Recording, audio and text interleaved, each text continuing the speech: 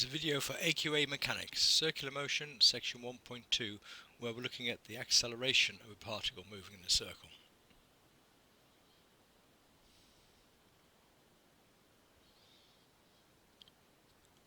Well, if we consider a particle moving around a circle with angular speed omega, then we can see that at two instances in time, then the speed of the tangential speed, although it might be a constant speed, it's changed direction. And therefore, because there's a change in direction of the speed, the velocity has changed, or a change of velocity is an acceleration. So we can say that an object moving in a circle has an acceleration. And we can show that that acceleration is actually directed towards the center of the circle. We can show, in fact, that the acceleration is equal to r omega squared. And if we put into that omega is equal to v over r, then that becomes r multiplied by v squared over r squared, and therefore an alternative expression for the acceleration is v squared over r. So the acceleration is r omega squared or v squared over r. So although we have this acceleration towards the center, we should note that the acceleration in a straight line, the tangential acceleration, is 0.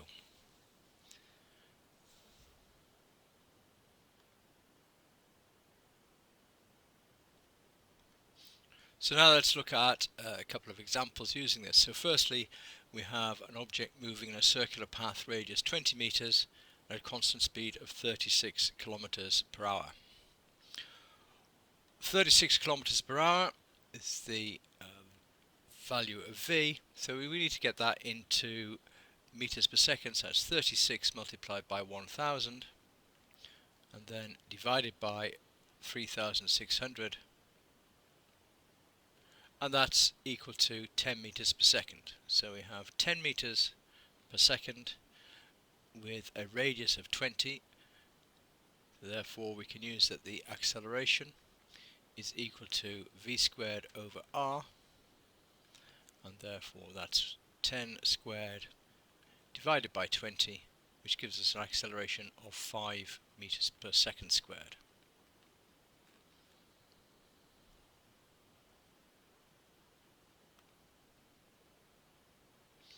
Now, of course, if there's an acceleration, then there must be a force acting. So Newton's laws tell us that F is equal to ma, so there must be a force which is equal to the mass multiplied by the acceleration. And to illustrate that, just consider the following. Here we have a picture of a hammer thrower, and the acceleration is going to be towards the center of the circle, in other words, where the athlete is turning. And that is produced, that acceleration, by the force that's in the cable holding the hammer. But as soon as the athlete lets go, then the hammer itself will continue to move in a straight line along the tangent. So the acceleration in the circle will happen as long as the force is acting, but as soon as that force stops acting, the particle will stop moving in a circle and will move in a straight line.